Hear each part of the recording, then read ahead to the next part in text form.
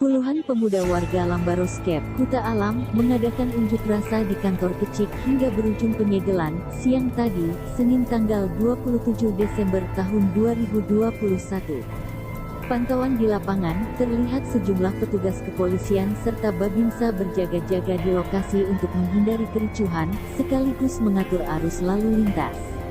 Informasi dari warga, unjuk rasa ini dipicu oleh kekecewaan warga terhadap perangkat desa yang tidak meminjamkan inventaris gampong untuk pelaksanaan acara peringatan 17 tahun Tsunami Aceh, Minggu kemarin, tanggal 26 Desember tahun 2021.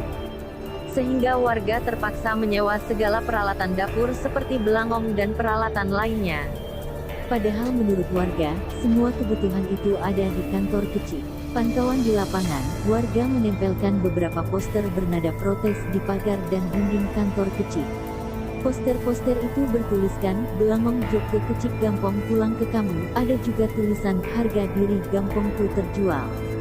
Selain itu mereka juga mengunci pagar kantor itu dengan gembok.